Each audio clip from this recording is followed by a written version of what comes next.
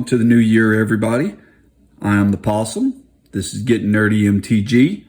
Today we're going to go over a deck tech. This is actually one of my personal commander decks. Two kind of somewhat common opinions in Magic, specifically concerning deck building. Mono white is weak. It's not strong. You know, there's so much more you could do if you built something other than mono white, you know, stuff generally along that lines, as well as tribal decks are easy to build and sometimes fun to play, but also very weak. So I actually built a deck that I think will possibly disprove both of those, or at least make you question both of those. We're going to be looking at Giada, Font of Hope. This is a mono white commander deck. This is also an Angel tribal commander deck. Don't have a ton of stats to go over with it. However, I will go ahead and say the average mana cost in this deck is 3.89 on average, and that is including the commander, which isn't all that high, especially when you consider the amount of ramp that is also in the deck, specifically on the commander itself. So I guess we'll quit with the babbling and go ahead and get started. As I stated, Giada, Font of Hope is the commander for this deck. She's 1 and a white to cast for a 2/2 angel with flying and vigilance. All of that is pretty much irrelevant. That's not why she's the commander. The reason she is for each other angel that enters the battlefield, that angel is going to enter with a number of 1/1 counters on it equal to the number of angels I already controlled. So if Giada's on the field, I have one other angel already on the field, and I play another one, it is going to come down with 2 counters on it. So this can actually scale fairly quickly. Also, the other reason she's the commander is I can tap her to add a white as long as I'm using that to cast an angel spell, which we'll see there is quite a few in here. Excuse me. Getting started. This is a creature-based deck. It does win by, or at least hope to win by, combat damage. That being said, there are 31 creatures in the deck, not counting the commander. Starting off with the non-angel creatures, we have Esper Sentinel, 1 mana for a 1/1. Opponent casts first non-creature spell of their turn, or of each turn. They can either pay X, where X is Esper Sentinel's power, or I get to draw a card. So a little bit of card draw. Starnheim Aspirant, 2 and a white for a 2/2. There again, this is not in here because it's being a creature, but angel spells I cast are 2 generic less. So very much a cost reduction. Another angel payoff, we have Bishop of Wings for white. It's a 1/4. There again, it's not here because it's a creature. But when an angel enters the battlefield, I gain 4 life. If an angel dies, I get a white spirit creature with flying. The main reason it's in here is because of the life gain. Like I said, there are specifically 28 angels in this deck, not counting the commander. Starting with those, we have Angel of Finality, 3 and a white for a 3/4. All the angels are going to be flying. I'm going to quit saying that. The rest of these creatures are angels. They will all fly. So we'll skip that part on each card. But this 3/4, when it enters the battlefield, exile an opponent's or a player's graveyard.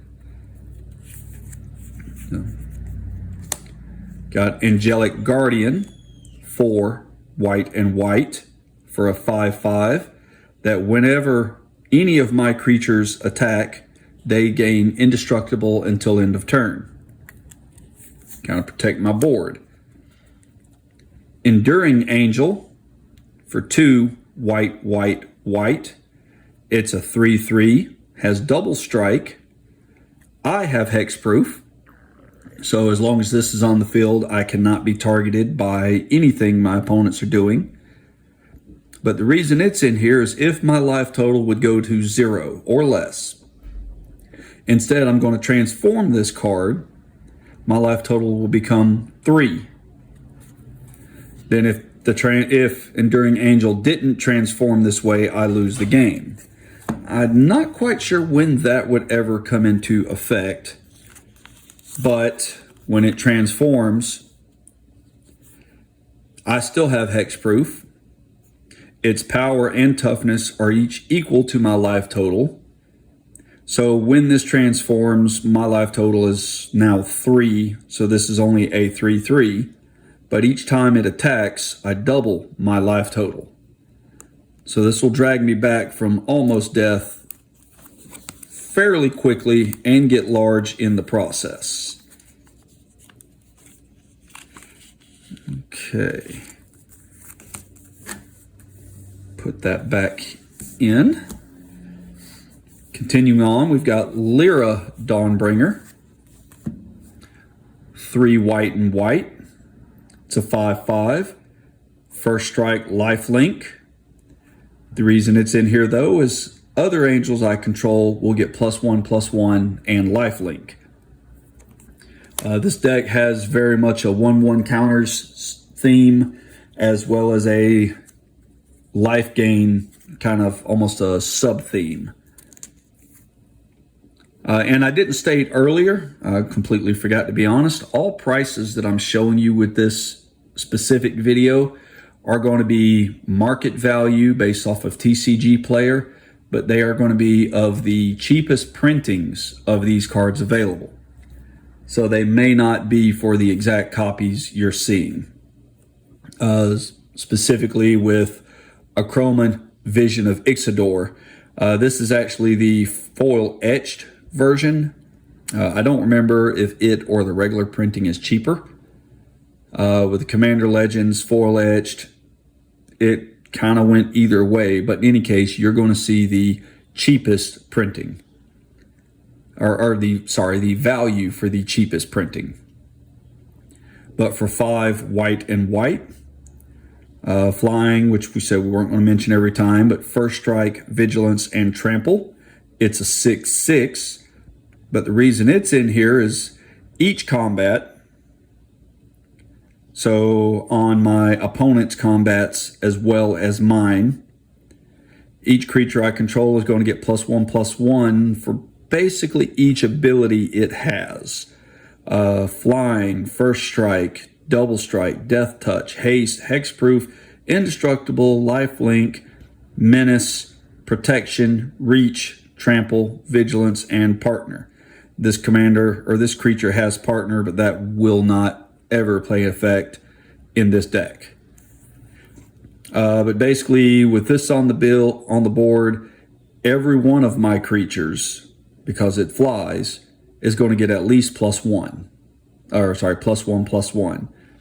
It'll probably get that trigger multiple times because there's a pretty good chance they're all going to be flying, indestructible, lifelink, possibly, let's see, what else do we commonly have? Possibly with vigilance as well, so they'll all be fairly large. We've got Angel of Jubilation for 1 white, white, white. It's a 3/3. Other non-black creatures I control get +1/+1, which means all of my other creatures will get +1/+1, since this deck is mono white. Also, the other reason it's here is players can't pay life or sacrifice creatures to do anything. They can't crack their fetch lands. They can't, trying to remember what other This really shuts down aristocrat decks that work a lot off of sacrificing their own stuff. We've got Angelic Sleuth. This is going to be some card draw for me. 2 and a white for a 2/3. Whenever another permanent I control leaves the battlefield, if it had counters on it, which every one of my angels will if I had my commander on the board when they entered. But if those permanents have counters on them when they leave the battlefield, I will investigate. So I'm going to create a lot of clue tokens. Clues are basically artifacts that you can pay 2 mana and sacrifice them to draw a card. One of the reasons they say white is a weaker commander color is because it tends to struggle in the card draw area. This deck, if I get certain pieces, card draw is not a problem. There are quite a few card draw enablers in here. So we've got Angelic Skirmisher, 4 white and white. Beginning of each combat, I get to choose First Strike, Vigilance, or Lifelink, and all of my creatures have that ability. This does say each combat, so my opponent's turns as well. And I may not have mentioned it's a 4/4. Battle Angels of Tyr for 2 white and white. This is the extended art or full art version. But this is a 4/4. This creature has Myriad. Myriad's a newer mechanic. At least I may be mistaken on that. I honestly don't remember. But this 4/4 creature with Myriad says that when this creature attacks, for each opponent it's not attacking, I create a copy, an exact copy of this creature to attack each of those other opponents. So if I swing at one opponent with Battle Angels of Tyr, each other opponent also has one coming at them. Those angels entering the battlefield will trigger cards like Bishop of Wings, where I will gain that life. They'll trigger Giada, so they'll come in with the additional +1/+1 counters. But also, when any one of those creatures, this one or the copy, damages an opponent, it has to do damage to a player. If that player has more cards than me, I get to draw a card. If they have more land, I get a treasure.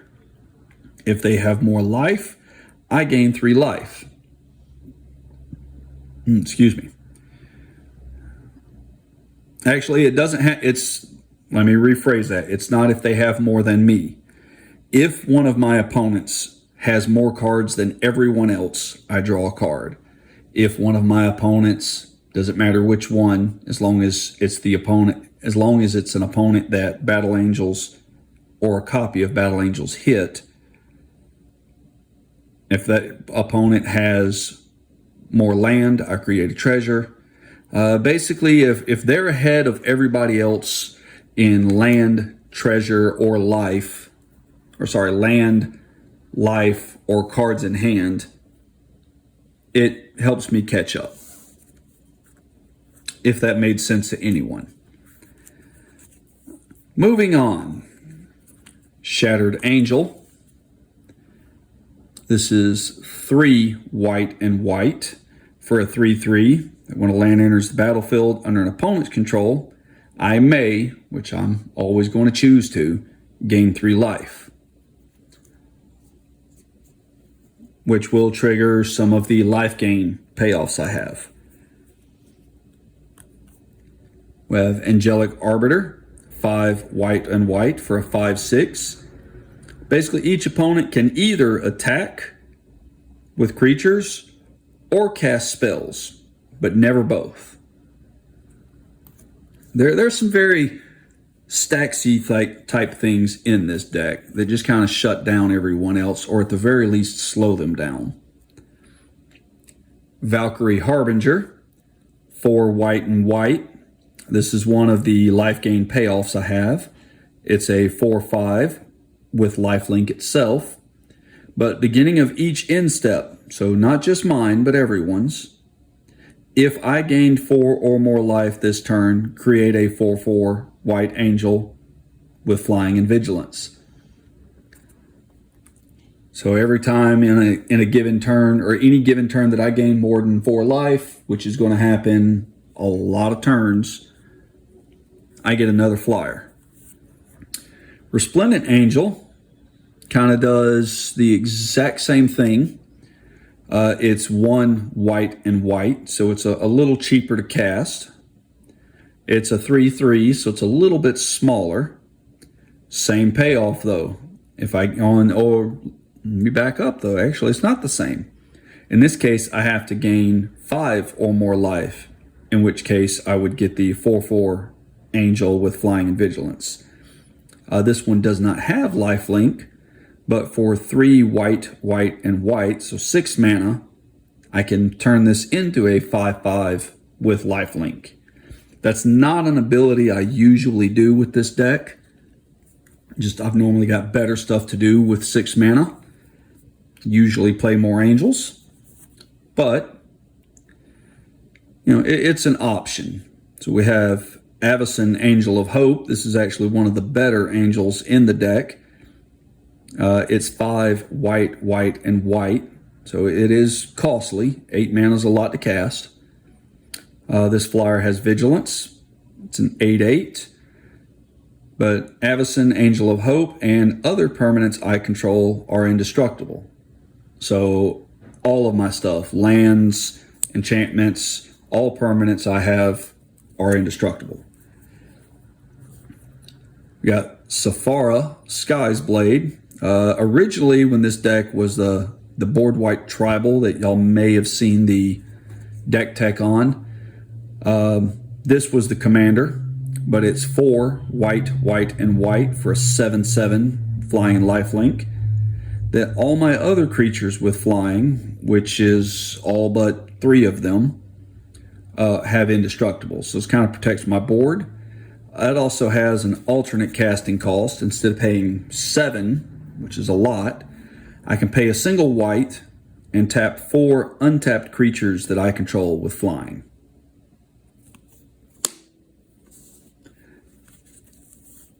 One of the better life gain payoffs, Archangel of Thune. 3 white and white for a 3/4 with lifelink. Anytime I gain life, I put a 1/1 counter on each creature I control. So in this deck, there's a pretty good chance an angel enters, I gain life, everybody gets a counter.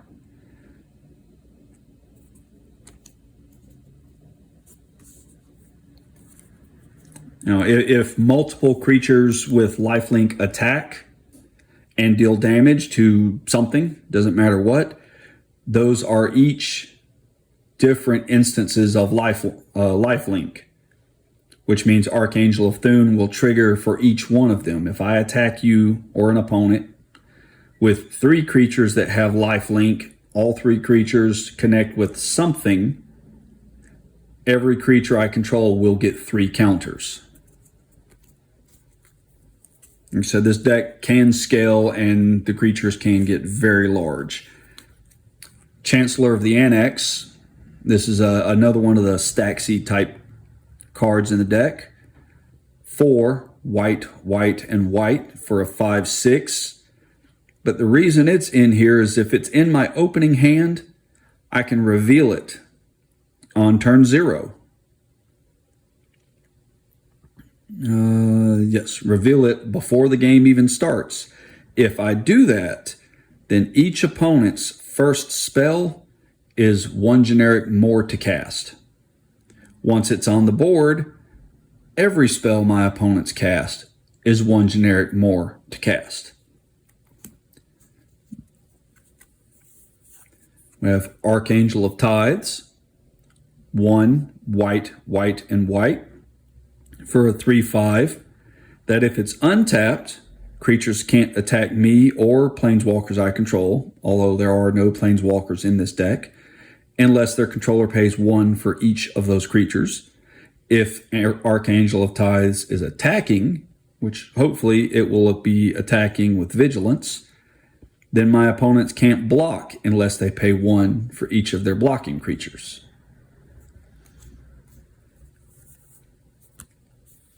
Baneslayer Angel. This is one of my favorite angels in the deck, but it's 3 white and white for a 5/5. It's got the flying, which they all do. First strike, lifelink, protection from demons and from dragons. So the Achroma that we mentioned earlier, Achroma bumps this card up by 4 because of the flying, the first strike, the lifelink, and the protection. So not counting the counters it came down with because of Giada or anything else I've been doing, with Achroma on the board, this is swinging as a 9/9.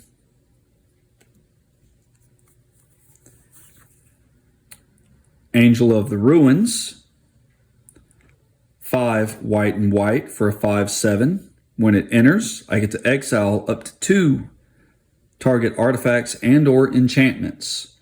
There's not a ton of enchantment and artifact removal in the deck, but this lets me get rid of 2 of them for the rest of the game. Or in the rare occasion that I don't need that, but I am hurting for lands, I can pay 2, discard this card, get a plains. I don't think I've ever cycled Angel of the Ruins.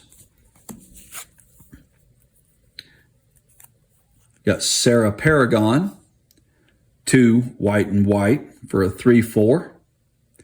During each of my turns, I can play a land card from graveyard or cast a permanent spell with mana value 3 or less from my graveyard.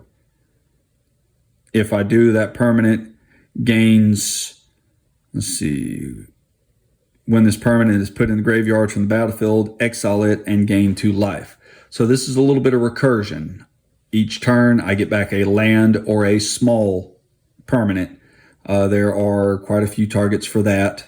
Like I said, my overall mana value on average is only 3.89.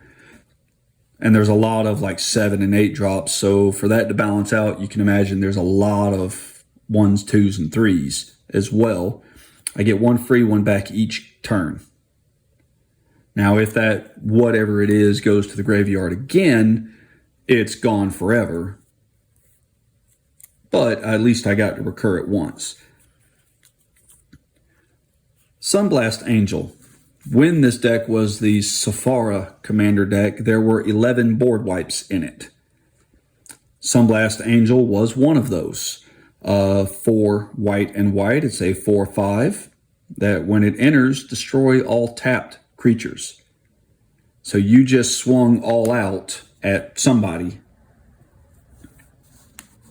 I play Sunblast Angel and all of your stuff is gone. Emeria's Shepherd, 5 white and white. It's a 4/4 with landfall. Landfall basically just says that when a land enters under my control, something happens. In the case of Emeria's Shepherd, that something is I can put a non-land permanent from my graveyard in my hand. Unless that land entering is a plains, which in this case, it's mono white, so there's a lot of basic plains. And actually, this doesn't say that land would have to be a basic plains. It would just have to be a plains. So this actually gets even better than I thought. But in any case, if that land that entered the battlefield is a plains, I can put the non-land permanent from my graveyard straight onto the battlefield.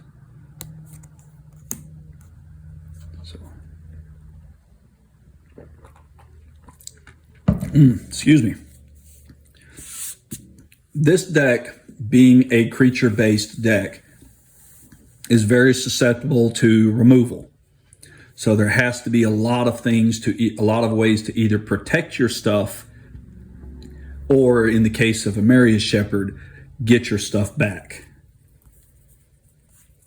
We have Youthful Valkyrie, one of the cheaper angels. It's one and a white. It's a 1/3. That whenever another angel enters the battlefield, did I mention there are a total of 29 in the deck if you count the commander? So not counting Youthful Valkyrie, there are possibly 28 times that this can trigger, plus factoring in graveyard recursion and things such as that. But in any case, each time another angel enters under my control, put a 1/1 counter on Youthful Valkyrie. So she's going to get big. Sarah's Guardian, 4 white and white for a 5/5 with vigilance. That gives all of my other creatures vigilance. And since this is one of the core sets, it actually shows the reminder text. Vigilance just means attacking doesn't cause those creatures to tap. Aegis Angel, 4 white and white for a 5/5. This card is basically protection for something else that I control. When Aegis Angel enters the battlefield, another permanent I control is indestructible. Well, it doesn't say that I have to control it. Another target permanent. I'm going to choose something of mine. Is indestructible for as long as I have, or as long as I control Aegis Angel. And there again, we see reminder text again. Effects that say destroy, don't destroy that permanent. An indestructible creature can't be destroyed by damage. So the only way to get rid of it is effects that give it negative points towards its health. That is not damage, and will therefore kill it.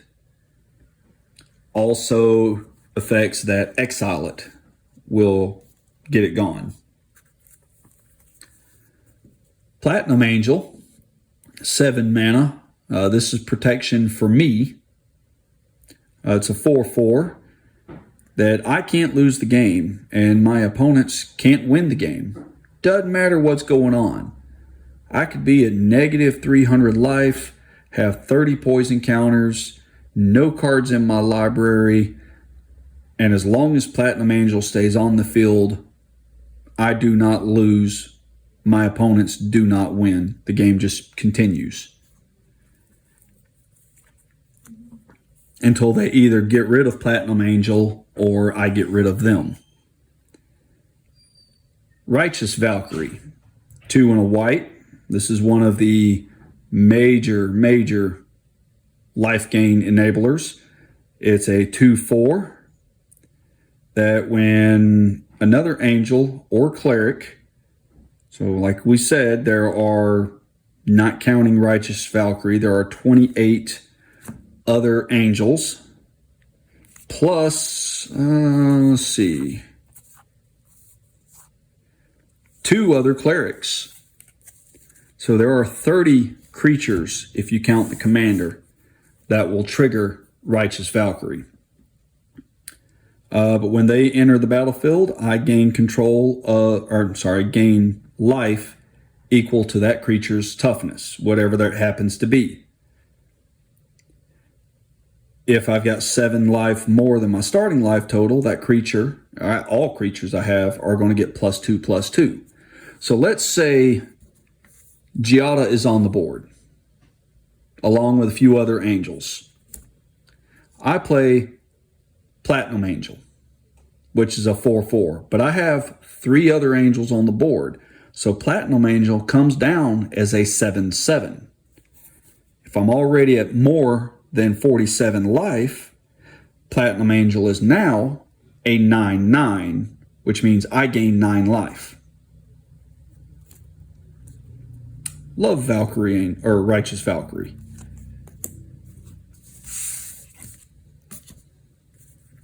Into our artifacts, we have 11 artifacts in the deck, including some very key ramp pieces.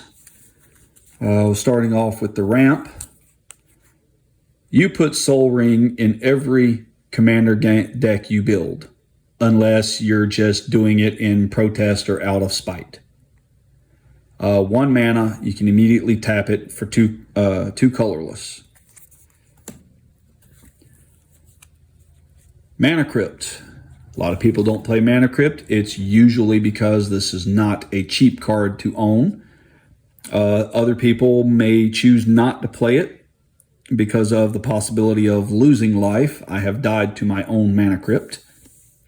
But in this deck, I have a lot of life gain, so it's usually okay. But this card is 0 to cast, so you are still casting it if you have anything that triggers on cast. It is still you've cast it. You can tap it at any point for 2 colorless, but on each upkeep you have to flip a coin. Or in the case of when I'm playing, I usually roll a dice. Either way, you have to randomly choose whether or not Mana Crypt is going to do 3 damage to you. Like I said, I have died to my own Mana Crypt. Sadly, I've died to my own Mana Crypt in a life gain deck that just was not working properly that day. Mana Vault's another one. This is actually the foil-etched version, so the price you'll be seeing is probably just for the regular version. But in any case, 1 generic to cast. It doesn't untap during your untap step. The only time you can untap this card, other than some other effect that just tells you to untap an artifact, is during your upkeep, you pay 4 generic and untap it. So this is really good ramp the first time you use it because you tap it for 3 mana. If it is tapped on your draw step, it's going to deal 1 to you. Typically, I will play this, use it 1 time, and then it will stay tapped until I have more mana than I am needing each turn. And you have to make that determination before your draw step, whether or not you're going to need it that turn. Extraplanar Lens. This is definitely one that there are cheaper printings of. This is the Kaladesh masterpiece. But for 3 mana, enters the battlefield, you exile a land with Extraplanar Lens. Typically, or always with this deck, I'm going to exile planes. Whenever a land with the same name as the exiled card, so it has to be the exact same, is tapped for mana, it says its controller adds 1 mana to his or her mana pool of any type that land produce. So if I exile a just regular basic plains, then every time a plains, be it mine or anyone else's, is tapped, that owner is going to get 2 white instead of 1. Yes, that helps my opponents, but I'm mono white. You can pretty much guarantee I'm going to have more planes on the board than they are. One way around it helping others is a lot of people, when they play Extraplanar Lens, will run snow basics instead, because your opponent may not be running snowlands, or probably is not running snowlands. Herald's Horn, 3 to cast. This is a little bit of card advantage as well as ramp. Enters the battlefield, choose a creature type. Well, say for argument's sake, I'm going to choose Angels. Beginning of my upkeep, I'm going to look at the top card of my library. If that is a creature card of the name that I chose, Angels, I'll put that card, I'll reveal that card and put it in my hand. That is not my draw for turn. It is an extra card drawn on my turn, but it doesn't count as being drawn. So it doesn't trigger other things like Smothering Tithe, which we'll see in a little bit. But the ramp part of it is creature spells I cast of the chosen type are 1 less. So all of my Angels will be 1 less to cast. Vanquisher's Banner. This is also card draw. 5 mana, enters the battlefield. Same thing, choose a type. I'm going to choose Angels. Creatures I control, so Angels I control, get +1/+1. And whenever I cast a creature spell of the chosen type, doesn't matter if it resolves or not, this is on cast, I get to draw a card. Mono white typically struggles in card draw, so I need to draw all that I can. Cosmos Elixir, 4 to cast. This is usually going to be card draw or card advantage for me, because at the beginning of my end step, I draw a card if my life total is greater than my starting total. Otherwise, I gain 2. Commander, you start at 40. If on my end step, I am greater than 40, I draw a card. If not, I'll gain 2 life. The Ozolith. If you are running 1/1 counters in your deck, actually not just 1/1 counters, if you are running counters in a deck, the Ozolith is definitely at least you must consider it. 1 mana to cast. Creature leaves the battlefield under my control. If there were any counters on that creature, those counters go on the Ozolith. Beginning of combat on my turn, if the Ozolith has any counters on it, I can remove all of them and put them on a creature. So a whole bunch of my creatures die. 12 counters go on to the Ozolith. And actually, it doesn't say that they have to die, does it? When they leave the battlefield. One thing I mentioned earlier, the creature that had Myriad. Let me find that. Myriad.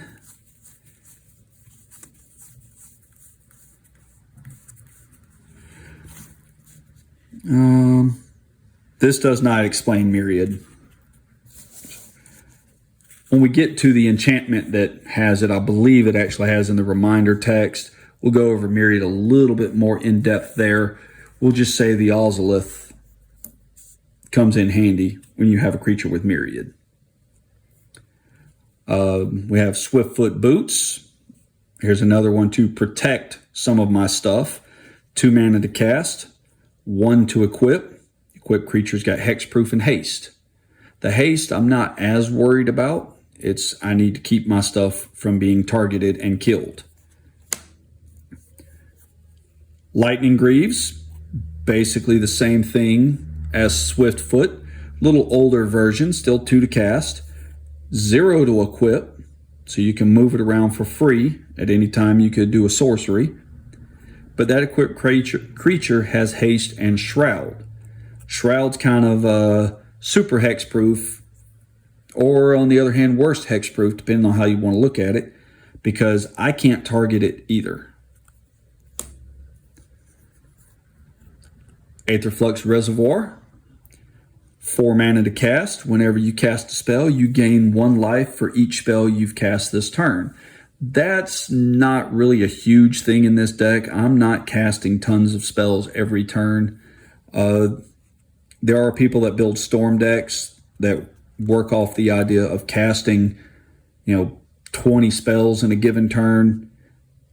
Aetherflux is a definite must for them, just because you gain all of that life. And to explain, if you cast, say, 3 spells in a turn, you actually gained 6 life. 1 for your first spell, 2 for your second, and 3 for your third, and it just continues on from there.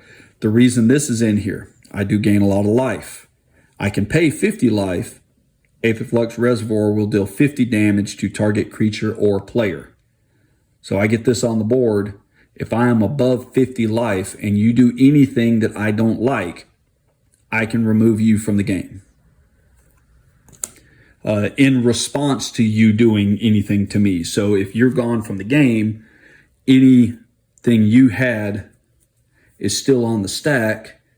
I remove you from the game. What you were trying to do doesn't happen because you are no longer a player in that game.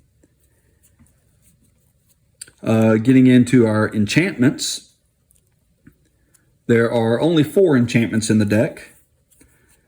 Land tax, single white for an enchantment that if you run white and you are running a bunch of basics, you want land tax. Beginning of your upkeep, if any opponent has more lands than you, you may search, so you don't have to, your library for up to 3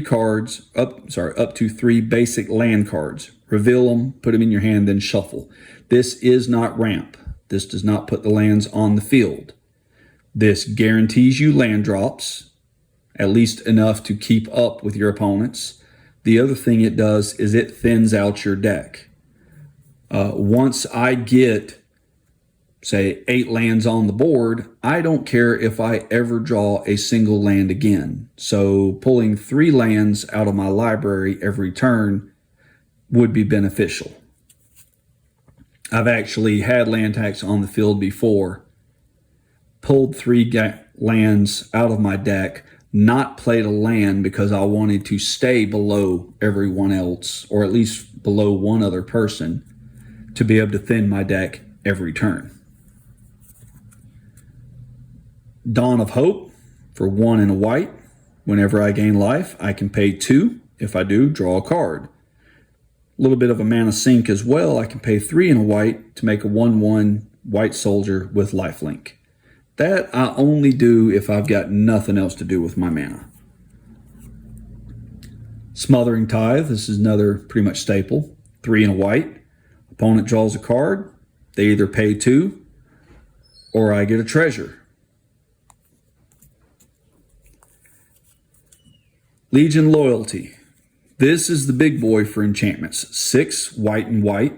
Creatures I control have myriad, and this actually goes on to explain the creature attacking, creating copies of itself. We went over that earlier, but the part that I didn't mention was at the end of combat, I have to exile those tokens. So with Ozolith on the field and Giada on the field, when my creature attacks,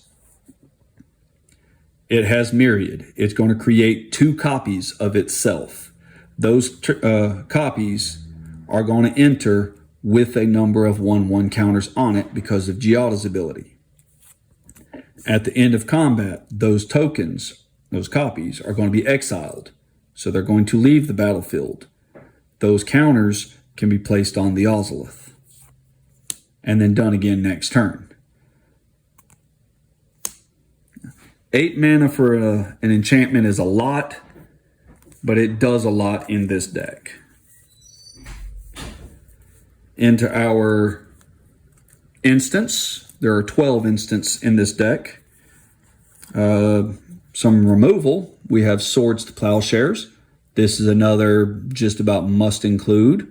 Single white, exile target creature. Its controller gains life equal to its power.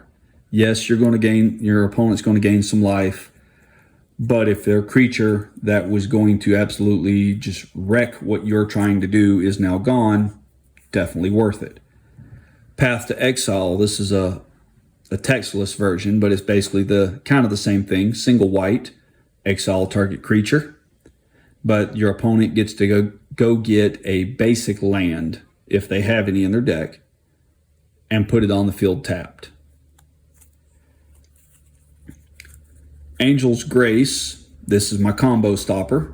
Single white, it has split second, so once I cast this, no one can do anything until this resolves, which means they can't counter it. They can't do anything in response. But I can't lose the game. My opponents can't win the game this turn. Till end of turn, damage that would reduce my life to less than 1 reduces it to 1 instead. So no matter what, at the end of that turn, I am not dead. Akroma's Will, 3 and a white. This is kind of protection. This is for my board. This is also kind of a finisher. I choose 1 unless I've got my commander, in which case I'll choose both. If I'm choosing both, all of my creatures are getting flying, vigilance, double strike, lifelink, indestructible, and protection from all colors. I cast this on my combat step. I'm going to win the game. if it resolves. Teferi's Protection. This is from the Mystical Archives set, but from Strixhaven. But for 2 and a white, instant. Me and my board don't exist. So till until my next turn, my life total can't change. I gain protection from everything. So you can't change. You can't do anything to me, and my life total cannot change. All my permanents phase out, and then this card is exiled. At the beginning of my next turn, before I untap, all of my stuff will phase back in. And Thou Shalt Know No Fear. 1 and a white. This is from the Warhammer set. Choose creature type. We've established. I'm going to choose angels. Creatures I control the chosen type get +1/+0. Completely irrelevant. But they also gain indestructible until end of turn. Brave the Elements.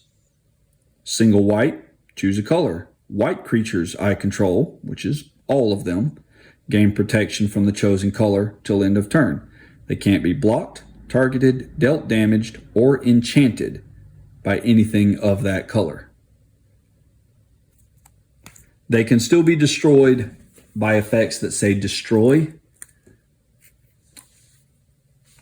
and they can be, as long as they are global effects that they are not being targeted by.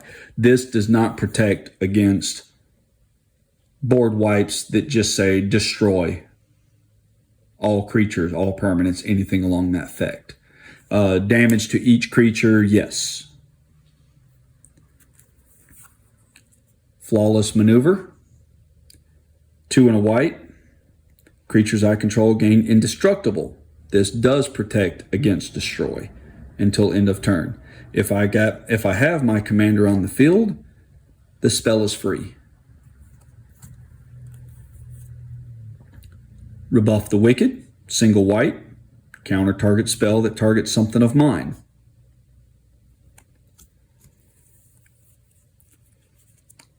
Heliod's Intervention. For the average mana value, I want to say I did this one, considered this a 6-drop to cast.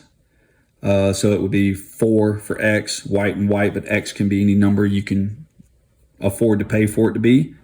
You either destroy that number of artifacts and or enchantments or gain twice that life. There are 2 tutors in the deck. Enlightened Tutor is the instant version of that. Single white, search the library for an artifact or enchantment, reveal it, goes on top of my library, so it will be my next draw. Being instant speed, I can do that on my opponent's instep. Settle the Wreckage, 2 white and white. Exile all attacking creatures target player controls. So this isn't targeting the creatures, it's targeting the opponent. Exile all their attacking stuff. They're going to search their library for that many basic lands, put them on the field tapped. So you give them a bunch of lands theoretically, but all of their creatures, if they swung all out, all of their creatures are now gone. Revoke Existence, 1 and a white. This is spot removal for artifacts or enchantments. But instead of just destroyed, it's exiled, so it's not coming back. Looks like the thing from Thor, the destroyer that was sent. Finale of Glory. This is another X spell, but for converted mana cost, I considered X as 10. Because with this being an angel deck, I'm not going to cast this unless I'm in dire need of something or in just dire need of creatures. But for X and white. Excuse me. I'm going to create X 2/2 white soldier creatures with vigilance. Like I said, I'm never going to do it if X isn't at least 10. But if X is 10 or more, I create those soldiers, and I also create that many 4/4 angels with flying and vigilance. They will all see Giada or get triggered by Giada when they enter. So if I already had, say, 4 angels on the field, they come down as 8/8s. Winds of Abandon. This is kind of the white version of Psych Rift. 1 and a white. Exile a creature I don't control. Its opponent's going, or that creature's controller is going to go get a basic land, put it on the field, tapped. But instead of 1 and a white, I can overload it, so pay 4 white and white. And instead of it being target creature I don't control, it's all creatures I don't control. Kind of a one-sided board wipe. And those creatures are exiled, so they are never coming back. Ravnica War, 3 and a white. Exile all multicolored permanents. Pretty self-explanatory.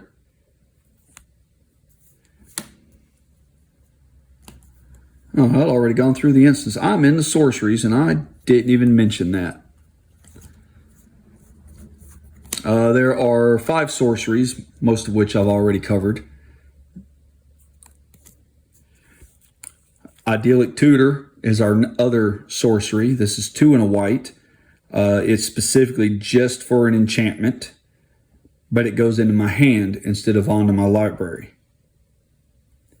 With this, I'm usually going to get Legion's Loyalty, the Myriad enchantment. Either that, or I could get Smothering Tithe. But usually I'm going to wait for, it gives me another way of making sure I get Legion's Loyalty on the field.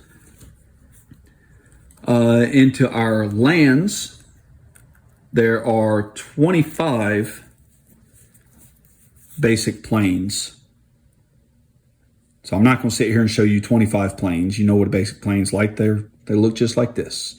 So there's 25 of these.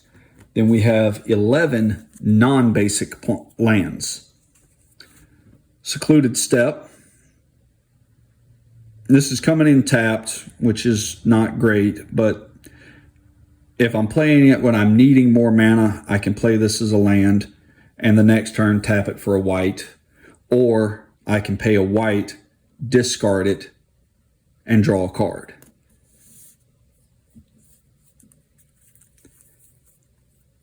If I've got enough lands, I toss it and get another card instead. So, Nykthos Shrine of Nyx. If you are playing monocolored and you have permanents, you want Nykthos Shrine of Nyx. Tap it for a white or for a generic, or pay 2, tap it, choose a color, add mana equal to the devotion I have to that color. Devotion is the number of pips and the casting cost of all permanents I control. Giada adds 1 white.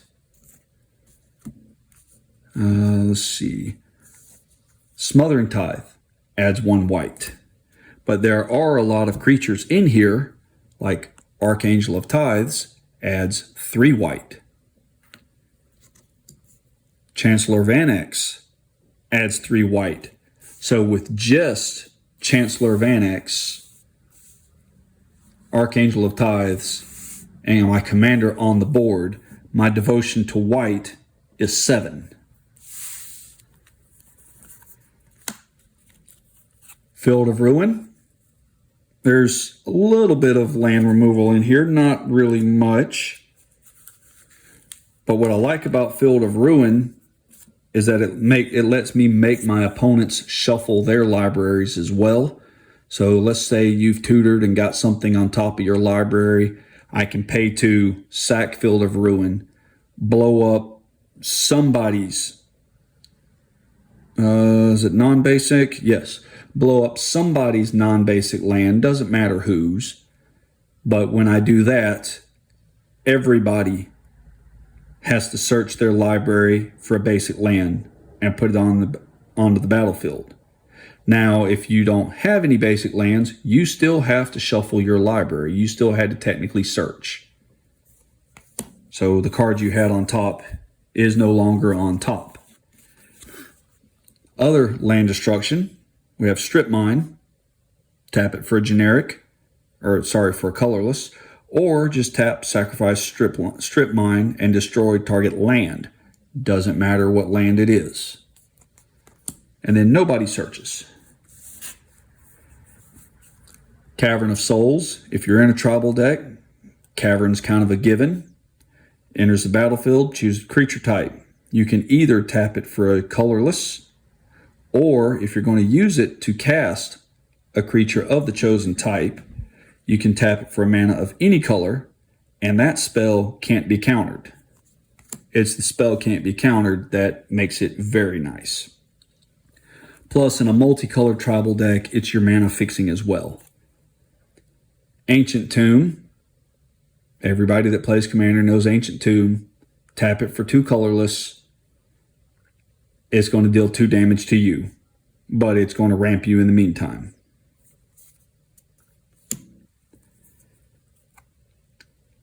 Opal Palace, tap it for a colorless, or pay 1, tap it for a mana of any color in your commander's color identity. In the case of this deck, that's white. But if you spend this mana to cast your commander, it enters with 1/1 counters on it equal to the number of times it's been cast from the command zone. So if I funnel a mana through this, I can't just tap this for the colorless and have it do that second ability.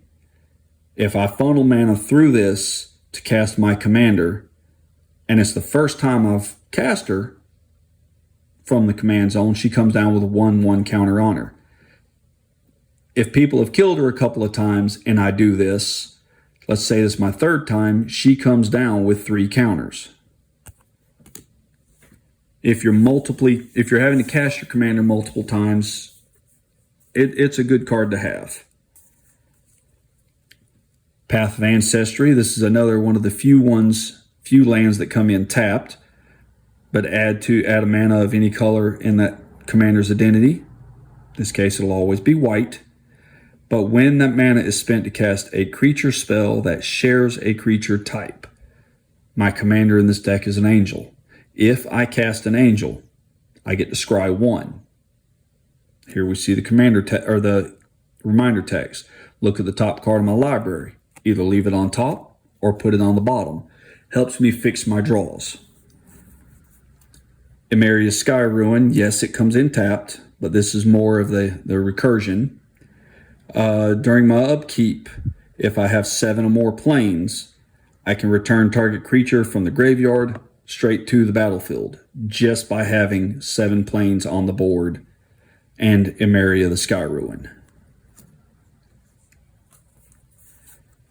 Reliquary Tower, no max hand, tap for a colorless. Command Beacon. This is another one of the ones that if you're casting your commander several times, just because every time you cast your commander, it becomes 2 mana more to cast the next time you do it. So Giada is 2 the first time, 4 the second, 6 the third, and so on if you're casting her from the command zone. With Command Beacon, instead of paying, say, 8 mana to cast Giada, I sacrifice Command Beacon, put my commander in my hand, and then cast her for 2. This deck, Giada's one people are going to keep killing. I can keep recasting her affordably. So that's my deck list as it stands now. Obviously, there are other stuff that could have gone into it. Earlier version, I was running Heraldic Banner, 3 mana, choose a color for the artifact, creatures of the chosen color get +1/+0, and you could tap the artifact for 1 of that color. So a little bit of ramp. I took it out to make room for other stuff, things such as that. This deck, it's This is the deck list as it is right now. It may still evolve, but we'll see. In any case, that's it for today. Same YouTube stuff as always. Like, subscribe, comment, share the video. And we'll talk to y'all next time. Have a good day.